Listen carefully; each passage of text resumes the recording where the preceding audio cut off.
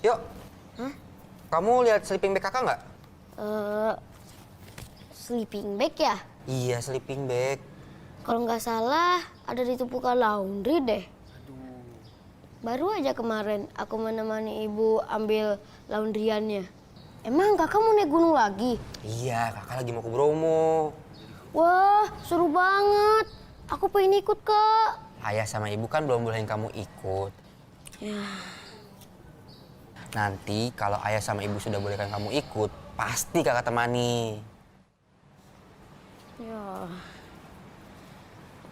Temen-temen, seru banget ya kakak aku mau naik gunung lagi. Aku pengen deh ikutan kakak aku naik gunung. Aku pengen lihat suasana dari dataran tinggi. Pasti beda suasananya dari perkotaan.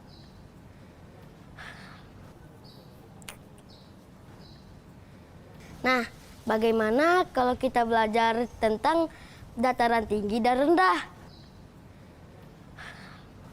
Kita pelajari tentang kenampakan alamnya dan aktivitas sosial ekonominya ya. Oh iya, nanti kita belajar numerasi juga ya, tentang bilangan positif dan negatif, dan juga tentang suhu. Siapkan peralatan belajarmu ya. Dan jangan lupa berdoa, semoga pelajaran hari ini bermanfaat buat kita. Iya. Kak Dimas. Udah, ya. Kak. Ya. Rio bantu kemas-kemas ya. Oh boleh. Tapi kakak taruh situ aja. Kak Dimas. Apa? Kalau dari dataran tinggi, semuanya pasti kelihatan beda. Ya jelas, kalau kita sudah sampai dataran tinggi dan kita bisa melihat ke bawah, semua itu terlihat lebih kecil dan lebih luas. Tapi pasti capek pas sudah sampai di puncaknya. Ya pasti capek, tapi kalau kita sudah sampai puncak, itu rasanya puas banget. Rasa capeknya pasti hilang. Apalagi kalau kita bisa melihat senja. Indah banget. Kalau kita naik gunung itu ketemu sama orang nggak sih, Kak? Oh ya pasti ketemu. Di sana ada pendaki lain dan ada juga penjaga hutan. Bukan, maksud aku itu ketemu sama penduduk-penduduk di sana. Oh, ya pasti ada. Nah, rumah mereka nih ya, itu berada di kaki gunung. Mereka juga sudah beradaptasi untuk bisa bertahan hidup di alam. Kenampakan alam daratan mencakup dataran rendah, dataran tinggi, gunung, dan pegunungan. Manusia hidup beradaptasi dengan kondisi alam di daerah tempat tinggalnya, yaitu mata pencaharian, jenis makanan, pakaian, dan peralatan. Mereka akan menyesuaikan diri dengan tempat mereka tinggal. Misalnya, di dataran tinggi Dieng di Jawa Tengah, di mana tanahnya sangat subur dan airnya jernih berlimpah. Sebagian besar, lahan dataran tinggi beralih menjadi lahan pertanian kentang.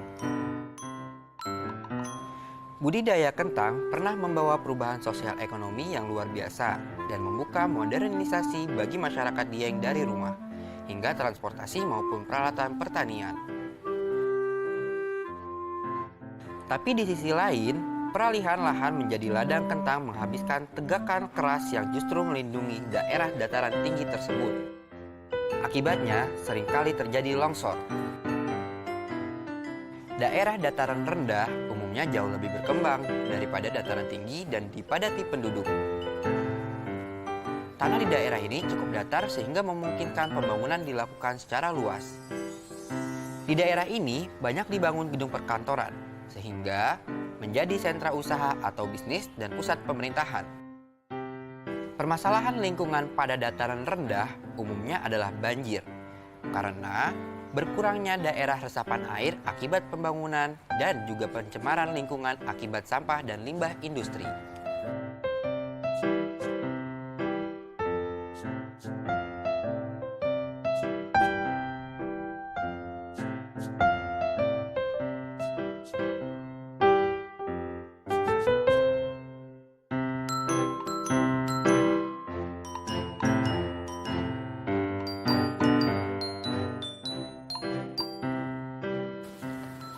Oh, begitu ya, Kak. Berarti manusia yang tinggal di dataran tinggi maupun rendah akan berusaha beradaptasi dengan lingkungannya ya? Iya dong, biar mereka bisa bertahan hidup.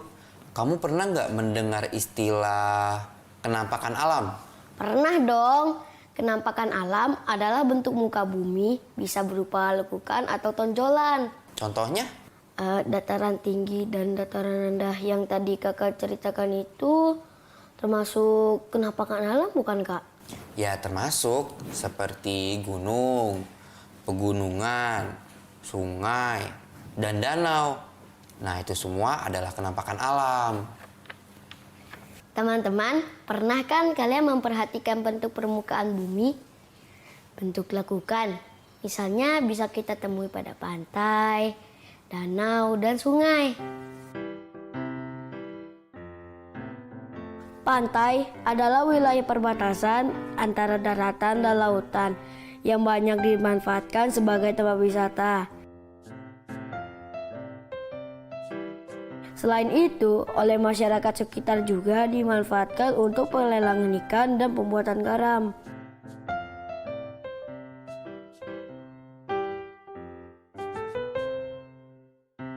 Sungai merupakan aliran air alami dari dataran tinggi menuju ke laut, danau, ataupun ke sungai lainnya.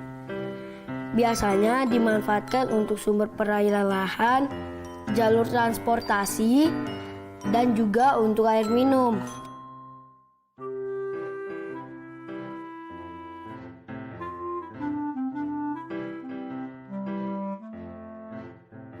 Sedangkan danau adalah tubuh perairan yang dikelilingi daratan dan terletak di daerah cengkungan.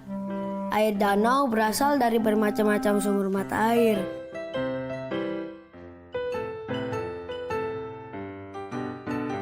bentuk kenampakan alam yang menonjol, contohnya gunung dan pegunungan. Ayo, kalian tahu gak apa bedanya gunung dan pegunungan?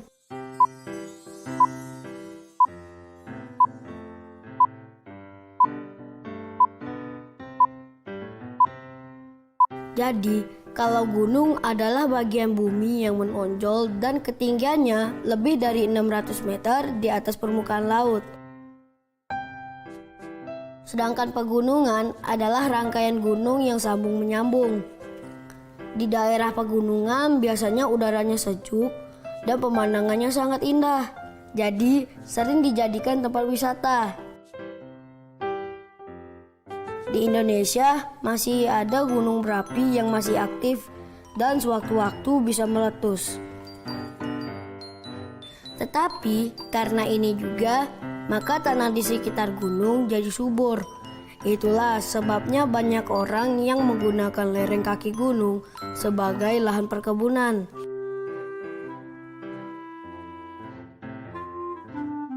Nah, sekarang kita main kuis yuk.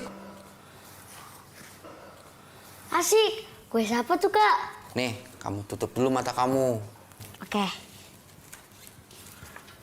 Ketutup.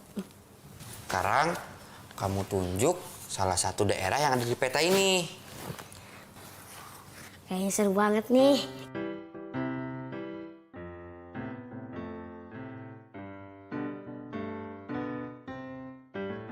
Nah, ini nih kayaknya nih.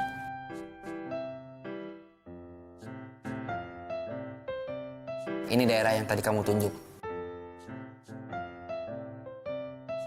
Pangandaran.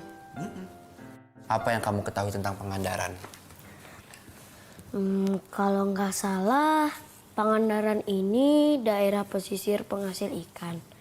Karena Ibu Susi, mantan Menteri Kelautan, berasal dari sana. Jadi Rio nggak pernah lupa deh. Sekarang kamu tulis informasi tentang Pangandaran ya.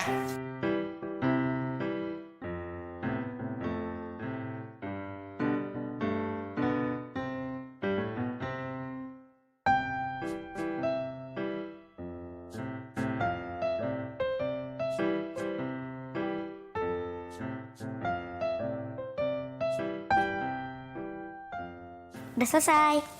Coba kamu bacain. Nah, aku bacain ya.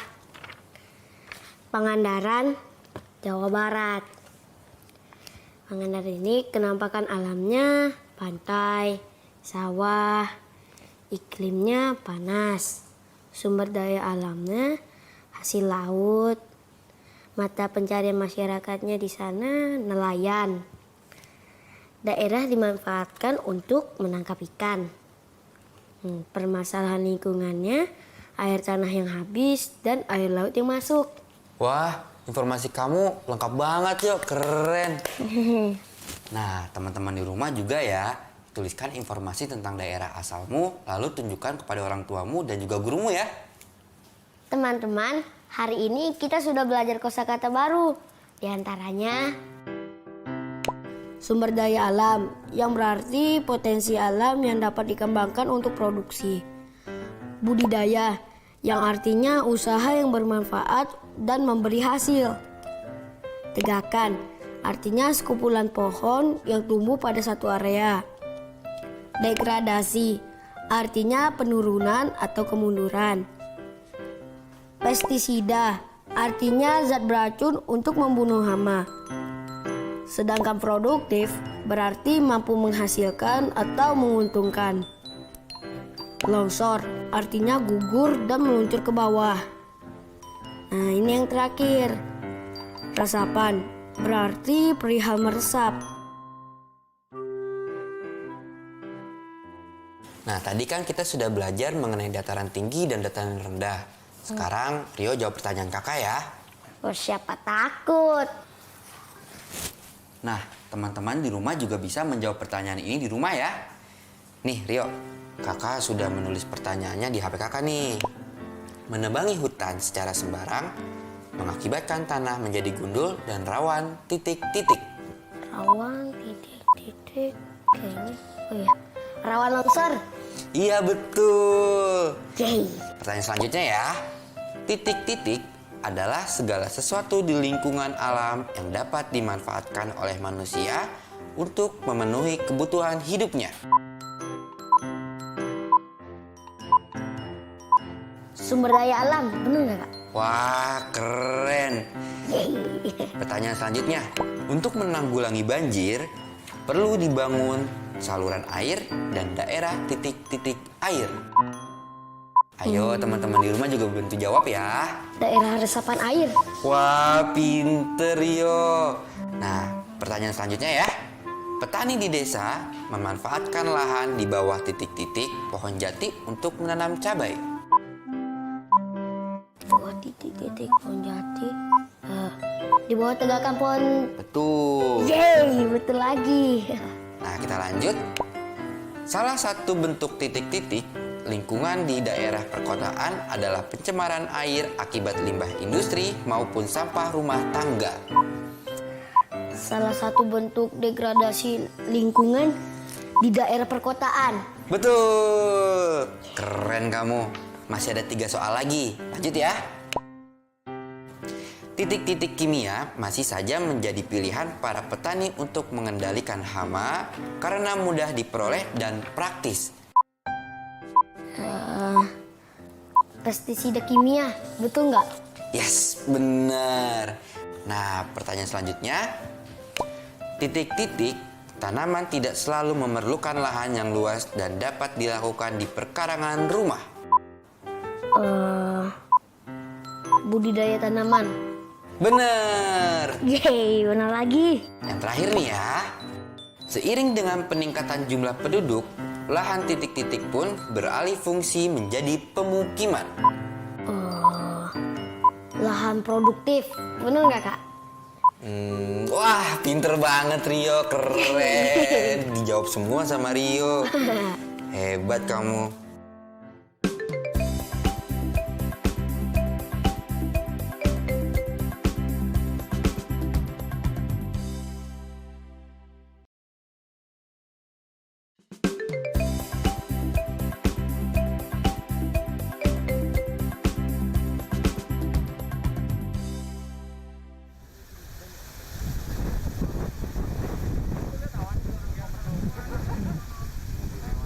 Oke. Taruh. Nah, yang terakhir. Oke, terakhir.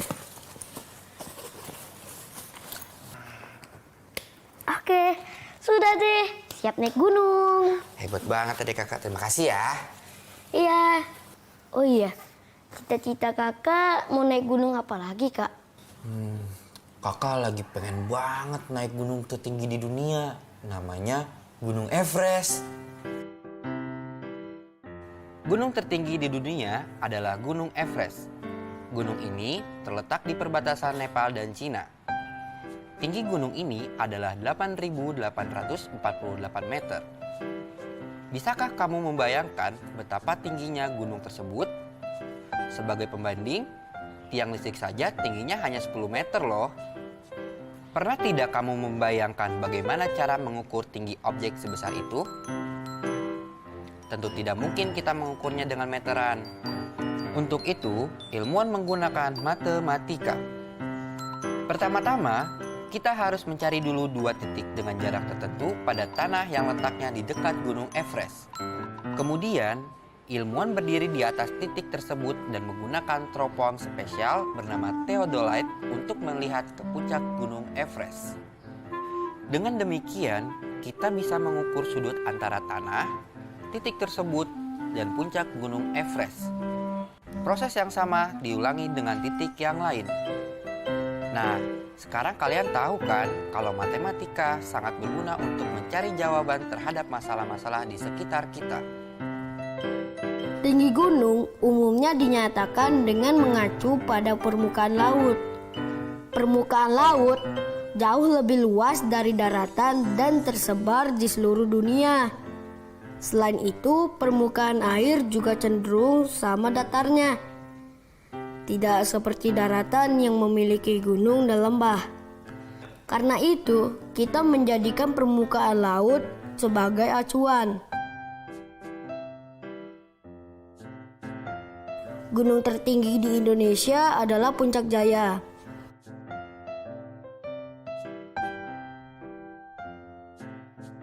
Jika kita ingin menyatakan tinggi puncaknya, maka kita harus mengacu pada permukaan laut. Lihat gambar berikut ini. Mari kita nyatakan tingginya ya. Tinggi Puncak Jaya adalah 4.820 meter di atas permukaan laut. Oh iya, tadi kan kakak bawa jaket tebal. Apa nggak kepanasan? Ya kalau dipakainya di Surabaya gini sih panas. Tapi kan jaketnya dipakai di gunung. Udaranya adem. Sebab suhunya rendah. Nah sebentar ya.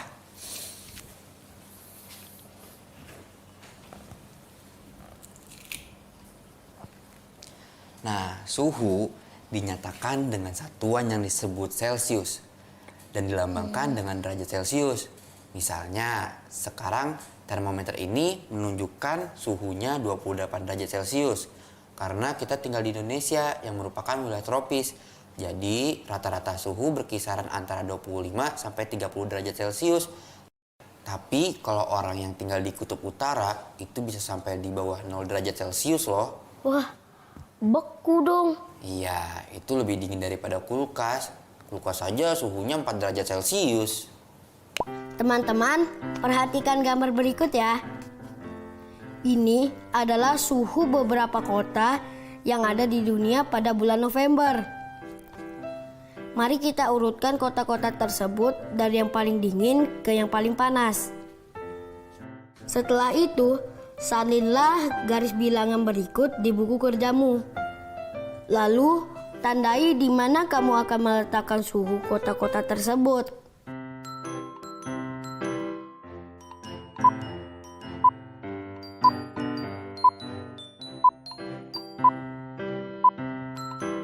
Kita jawab yuk di buku tulis.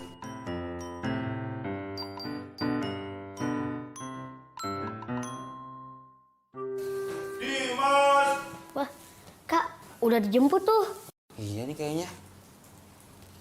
Untung udah rapi. Kakak berangkat dulu ya. Ibu, Dimas berangkat dulu ya, Bu. Hati-hati ya nak, jangan lupa pakai masker. Iya. Kakak berangkat dulu ya. Iya. Hati-hati ya Kak, jangan lama-lama. Iya, paling 3 hari doang. Dadah. Teman-teman, hari ini kita sudah belajar tentang dataran tinggi dan rendah. Juga tentang kenampakan alam. Kita juga sudah belajar tentang gunung tertinggi di dunia, yaitu Gunung Everest. Kita juga sudah belajar tentang suhu dan membandingkan suhu mana yang paling dingin dan panas di kota-kota dunia. Terima kasih ya teman-teman sudah menemani aku belajar. Sampai ketemu lagi besok ya di pelajaran yang sama. Dadah!